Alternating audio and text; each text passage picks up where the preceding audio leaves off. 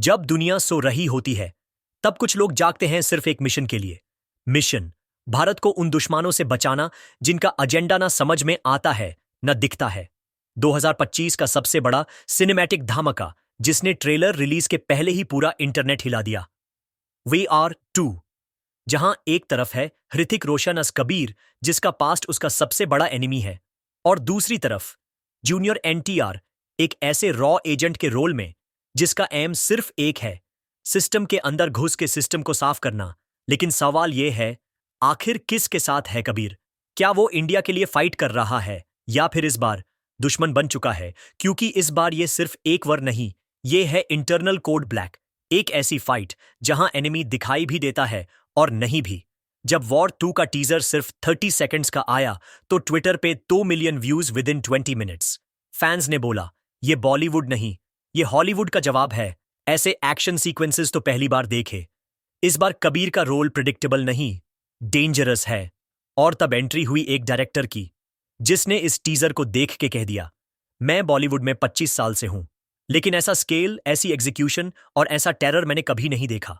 मुकेश कुमार सिंह उनका कहना है, जब जूनियर NTR और ऋतिक रोशन एक फ्रेम में आते हैं तो सिर्फ स्क्रीन नहीं, सिनेमा हॉल की दीवारें काम जाती हैं। एक डिजर्ट बेस, एक मिशन जो फेल हो गया, और एक आदमी जिसका चेहरा दिखाया नहीं गया लेकिन आवाज ने बता दिया कि वो कबीर है। एजेंट कबीर हैज गॉन रोग, रॉ की ऑफिशियल फाइल। अब बात यह है, कबीर सच में रोग हो गया है या ये सिर्फ एक ट्रैप है? और इस मिस्ट्री को सॉल्व करने के लिए एंट्री होती है जूनियर NTR के कैरेक्टर की, एक ऐसे एजेंट की जिसका कोड नेम है शैडो वुल्फ, क्योंकि ये कभी दिखाई नहीं देता, सिर्फ अटैक करता है। और रॉ के रिकॉर्ड्स में ये एजेंट फाइल के अंदर भी क्लासिफाइड स्टेटस में रखा गया है। टीजर में सिर्फ 5 सेकंड्स का एक शॉट जहां कबीर और शैडो वुल्फ पेरिस के एक ब्रिज पे टकराते हैं, लेकिन इस शॉर्ट सीन में gunshots, hand to hand combat, drone attack, एक छोटी न्यूक्लियर ब्रीफकेस का क्लू।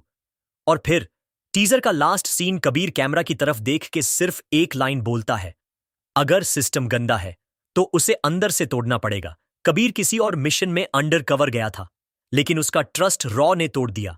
जूनियर NTR का कैरेक्टर पहले टेररिस्ट था, लेकिन अब वो रिडेम्पशन पाथ पे है।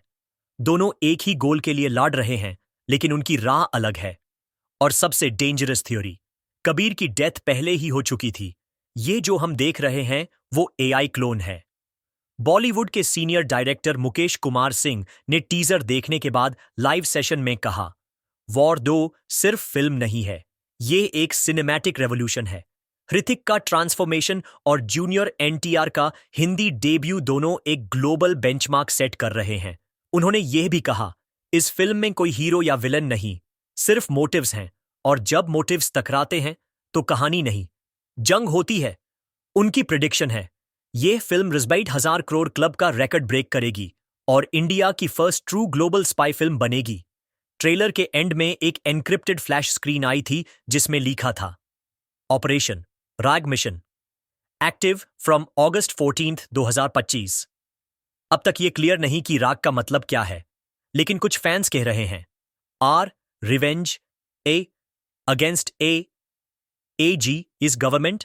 ये थ्योरी अगर सही है तो इसका मतलब कबीर अपने ही देश के खिलाफ खड़ा हो गया है। तो ये था segment 1 trailer analysis, character introductions, Mukesh Kumar Singh का रिएक्शन और सस्पेंसफुल फैन थ्योरीज। अगला सेगमेंट में हम वॉर 2 की स्टोरी बिल्डअप, रॉ नेटवर्क का ब्रेकडाउन और विलन के असली वजह पे डीप डाइव करेंगे। अप्रॉक्स 2000+ वर्ड्स वहां भी होंगे। रॉ के अंदर एक ही रूल होता है, या तो मिशन कंप्लीट करो या नाम मिटा दो। पर जब एक एजेंट दोनों तोड़ दे तो क्या करेगा सिस्टम?